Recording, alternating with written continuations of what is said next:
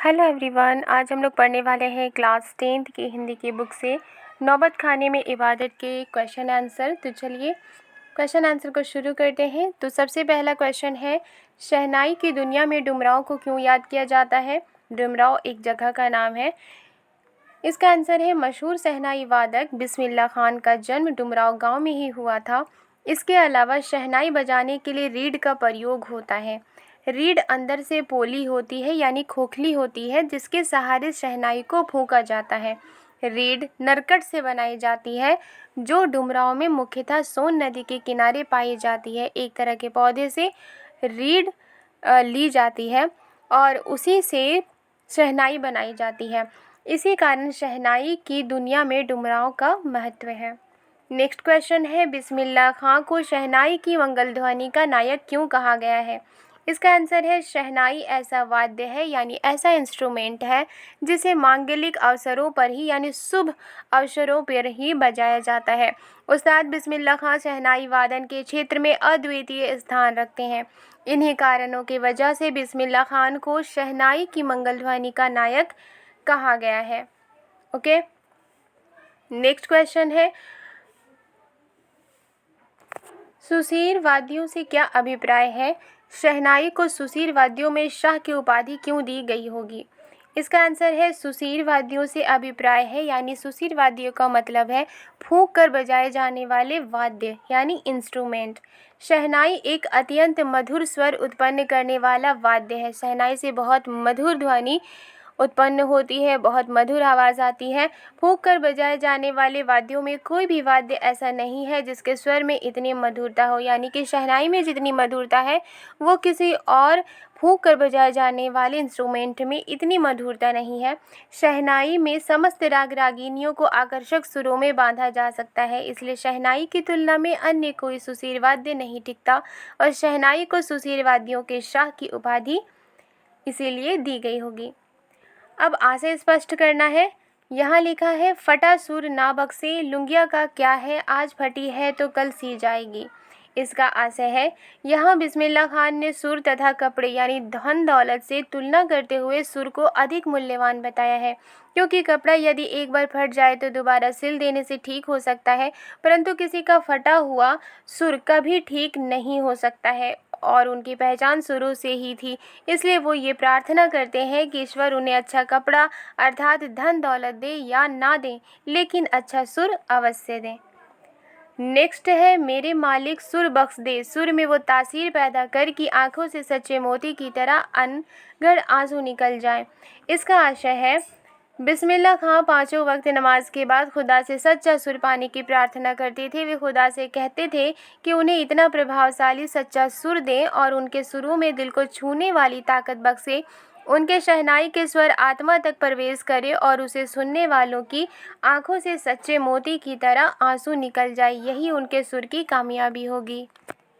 Next question है, काशी में हो रहे कौन से परिवर्तन बिस्मिल्लाह खान को व्यथित करते थे?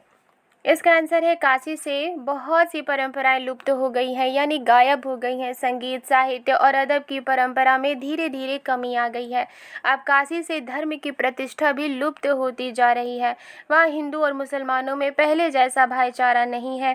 पहले काशी खान पान की चीज़ों के लिए विख्यात हुआ करता था यानी बहुत मशहूर हुआ करता था, परंतु अब उनमें परिवर्तन हुए हैं। काशी की इन सभी लुप्त होती परंपराओं के कारण बिस्मिल्लाह खान दुखी थे। नेक्स्ट क्वेश्चन है, पाठ में आए किन प्रसंगों के आधार पर आप कह सकते हैं कि बिस्मिल्लाह खां मिली जुली संस्कृति के प्रतीक थे? और दूसरा है, वे वास्तविक अर्थों में एक सच्चे इंसान थे। तो सबसे पहले का के आंसर को देख लेते हैं। यहाँ पर लिखा है, बिस्मिल्लाह खां मिली जुली संस्कृति के प्रतीक थे यानी उनमें मिली जुली संस्कृति थी। उनका धर्म मुस्लिम था, इस्लाम धर्म था उनका, वो मुस्लिम थे। मुस्लिम धर्म के प्रति उनकी सच्ची आस्था थी यानी इस्लाम धर्म के प्रति उनकी सच्ची आस्था थी, परंतु वे हिंदू धर्म का भी सम्मान करते थे। मुहर्रम के महीने में 8वीं तारीख के दिन खान साहब खड़े होकर शहनाई बजाते थे। वो दाल मंडी में मान के करीब 8 किलोमीटर की दूरी तक पैदल रोते हुए नौहा बजाते जाते थे। इसी तरह इनकी श्रद्धा काशी विश्वनाथ जी के प्रति भी अपार है। वे जब भी काशी से बाहर रहते थे तब विश्वनाथ व बालाजी मंदिर की दिशा की ओर मुंह करके बैठते थे और उसी ओर शहनाई बजाते थे। वे अक्सर कहा करते थे कि काशी छोड़कर कहाँ जाएं, गंगा मैया यहाँ, बाबा विश्वनाथ यहाँ, बालाजी का मंदिर यहाँ, मरते दम तक ना ये शहनाई छूटेगी ना काशी। खां का आंसर है बिस्मिल्लाह खां एक सच्चे इंसान थे। वे धर्मों से अधिक मानवता को महत्व देते थे, यानी इंसानियत को ज़्यादा वैल्यू देते थे। हिंदू तथा मुस्लिम धर्म दोनों का ही सम्मान करते थे। हिंदू तथा यहाँ इस्लाम होगा, ओके। तो हिंदू तथा इस्लाम धर्म दोनों का ही सम्मान करते थे। भारत रत्न से सम्मानित होने पर भी उन्हें घमंड नहीं था। दौलत से अधिक सुर उनके लिए ज़रूरी था। नेक्स्ट क्वेश्चन है बिस्मिल्लाह खान के जीवन से जुड़ी उन घटनाओं और व्यक्तियों का उल्लेख करें जिन्होंने उनकी संगीत साधना को समृद्ध किया। इसका आंसर है बिस्मिल्लाह खान के जीवन में कुछ ऐसे व्यक्ति और कुछ ऐसी घटनाएं थी जिन्होंने उनकी संगीत साधना को प्रेरित किया। इसमें सबसे पहला है बालाजी मंदिर तक जाने का रास्ता रसूलन बाई और बतूलन बाई के यहाँ से होकर जाता था। इस रास्ते से कभी ठुमरी, कभी टप्पे, कभी दादरा की आवाज़ें आती थीं। इन्हीं गायिका बहनों को सुनकर उनके मन में संगीत की ललक जागी। दूसरा है बिस्मिल्लाह खान जब सिर्फ 4 साल के थे तब छुपकर अपने नाना को शहनाई बजाते हुए सुनते थे। रियाज के बाद जब उनके नाना उठकर चले जाते थे तब अपनी नाना वाली शहनाई ढूंढते थे और उन्हीं की तरह शहनाई बजाना चाहते थे। तीसरा है मामू जान अली बख्श जब शहनाई बजाते बजाते सम पर आ जाते तो बिस्मिल्लाह खां धड़ से एक पत्थर ज़मीन में मारा करते थे। इस प्रकार उन्होंने संगीत में दाद देना सीखा। चौथा है बिस्मिल्लाह खां कुलसुम की कचौड़ी तलने की कला में भी संगीत का आरोह अवरोह देखा करते थे, यानी जब कचौड़ी तलने की आवाज़ जो होती थी उसमें भी वो संगीत ढूंढ लिया करते थे। पांचवा है बचपन में वे बालाजी मंदिर पर रोज़ शहनाई बजाते थे। इससे शहनाई बजाने की उनकी कला दिन प्रतिदिन निखरने लगी।